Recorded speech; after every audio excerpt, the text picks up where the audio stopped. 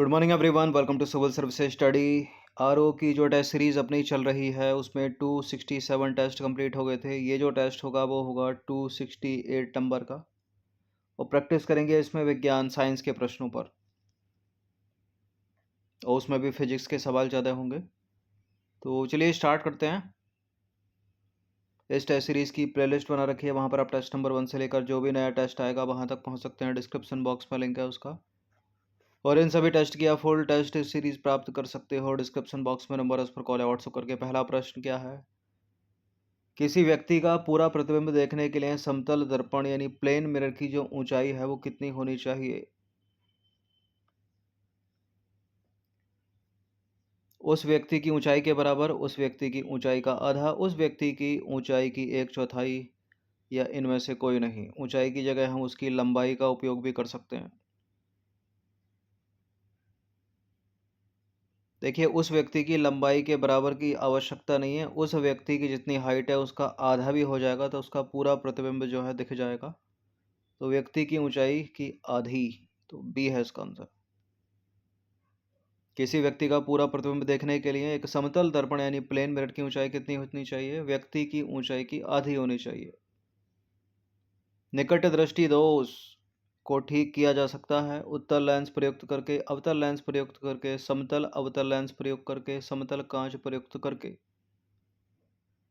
निकट दृष्टि दोष के लिए अवतल और दूर दृष्टि दोष के लिए उत्तल, तो बी है इसका आंसर। निकट दृष्टि दोष से पीड़ित व्यक्ति निकट की वस्तु तो स्पष्ट देख लेता है, लेकिन एक निश्चित दूरी से अधिक दूरी पर रखी वस्तु को स्पष्ट देख नहीं पाता। इस दोष के निवारण के लिए व्यक्ति के चश्मे में अवतल लेंस का प्रयोग किया जाता है यानी कॉनकेव लेंस। नंबर 3 है, पढ़ने में काम आने वाले जो ग्लासेस होते हैं, जो चश्मे होते हैं, वो किस प्रकार के लेंस से बनते हैं? अवतल, उत्तल, साधारण, अवतल उत्तल दोनों। पढ़ने में काम आने वाले जो चश्मे होते हैं, ग्लासेस, वो बनते हैं उत्तल लेंस, ठीक है, यानी उसको दूरदृष्टि दोष होगा। देखिए, बीच में मोटे और किनारों पर पतले आकार वाले जो ग्लासेस होते हैं वो उत्तल लेंस यानी कॉन्वेक्स लेंस होते हैं। यह अनंत से आने वाली किरणों को सिकोड़ता है, अतः इसे अभिसारी लेंस भी कहते हैं। उत्तल लेंस या अभिसारी लेंस का उपयोग पढ़ने में काम आने वाले ग्लासेस में करते हैं। ये जो लेंस हैं वो दूरदृष्टि दोष के निवारण हेतु प्रयुक्त किए जाते हैं।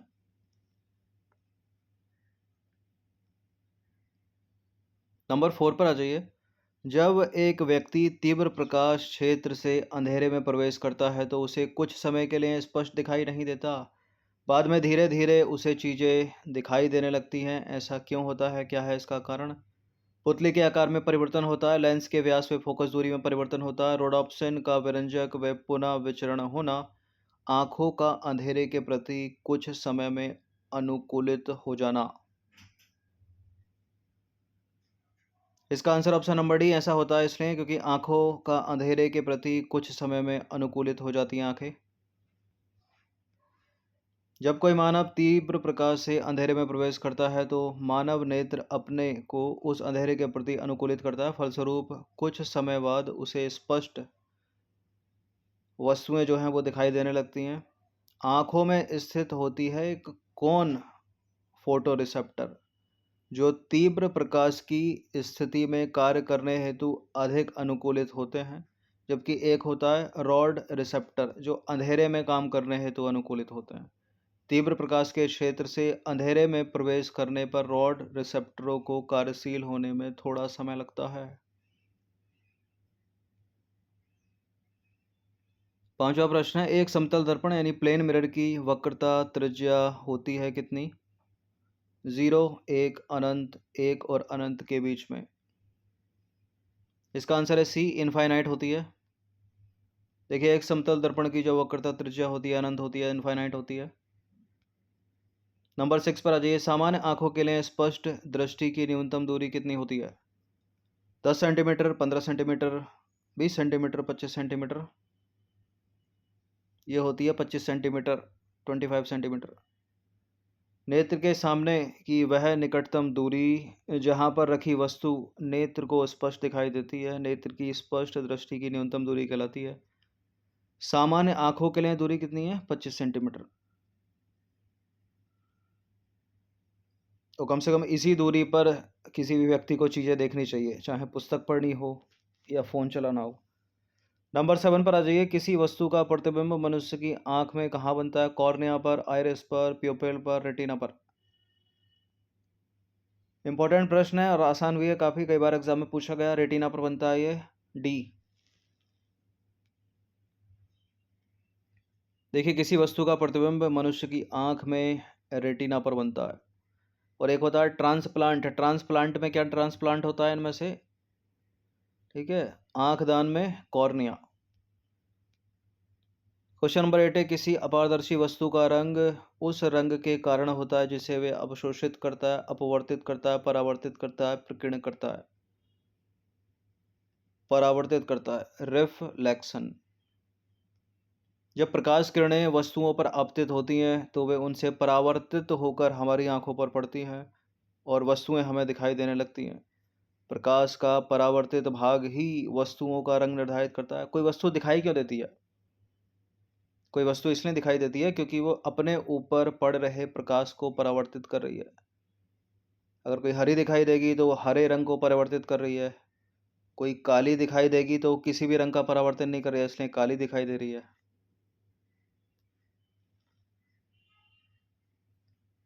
ठीक है, या उसको कह सकते हैं काले रंग का परावर्तन कर रही है। क्वेश्चन नंबर 9 पर आ जाइए। जब लाल, नीले और हरे रंग का पुंज एक स्थान पर पड़ता है तब प्रकाश का रंग हो जाता है कैसा? लाल, नीला और हरे रंग का पुंज एक स्थान पर, इन तीनों रंग को मिलाने पर प्रकाश का रंग कैसा हो जाएगा? सफेद हो जाएगा, व्हाइट। देखिए, प्रकाश में 3 मूल या प्राथमिक रंग होते हैं। कौन कौन से होते हैं वो? रेड, ग्रीन और ब्लू, लाल, हरा और नीला। सभी प्राथमिक रंगों को मिलाने पर कौन सा रंग बनेगा? सफेद रंग की उत्पत्ति होती है। इसको तो वैसे ही याद रखिए। 10वां प्रश्न है। धूप के जो चश्मे होते हैं उनकी पावर कितनी होती है? पावर तो होती नहीं उनमें, तो जीरो डायोप्टर हो जाएगा। ए है इसका आंसर। धूप के चश्मों की जो पावर होती है वो जीरो डायोप्टर होती है। क्वेश्चन नंबर 11 पर आ जाइए। 100 डिग्री सेल्सियस की वाष्प द्वारा उत्पन्न जलन उसी ताप के पानी द्वारा उत्पन्न जलन से अधिक गंभीर होती है। ऐसा क्यों होता है? वाष्प द्वारा अधिक दाब उत्पन्न किया जाता है, वाष्प अधिक ज्वलनशील होती है, वाष्प द्वारा अधिक ऊष्मा दी जाती है, वाष्प एक गैस है। देखिए, वाष्प द्वारा अधिक ऊष्मा दी जाती है, बी है इसका आंसर। 100 डिग्री सेल्सियस की वाष्प द्वारा उत्पन्न जलन उसी ताप के पानी द्वारा उत्पन्न जलन से गंभीर होती है क्योंकि वाष्प में उसकी गुप्त ऊष्मा भी विद्यमान रहती है। और 100 डिग्री सेल्सियस की 1 ग्राम द्रव्यमान के जल की अपेक्षा 100 डिग्री सेल्सियस के 1 ग्राम वाष्प में 540 कैलोरी ऊष्मा अधिक होती है। क्वेश्चन नंबर 12 पर आ जाइए। निम्नलिखित में से कितने डिग्री सेंटीग्रेड पर सेंटीग्रेड एवं फ़ारेनहाइट तापक्रम समान होते हैं? प्रश्न इंपॉर्टेंट है। इसका आंसर हमेशा याद रखिएगा, 40 -40 डिग्री। ठीक है, ए है इसका आंसर। और इसी तरह से ऑप्शन हमेशा आएंगे। एक तो -40 होगा, एक 40 होगा, 212 हो सकता है, यहाँ कुछ हो सकता है। ये 3 तो हमेशा मिलेंगे। देखिए, -40 डिग्री सेंटीग्रेड एक ऐसा तापक्रम है जो डिग्री सेंटीग्रेड और डिग्री फ़ारेनहाइट में समान होता है। क्वेश्चन नंबर 13 पर आ जाइए। एक स्वस्थ मनुष्य के शरीर का तापमान कितना होता है?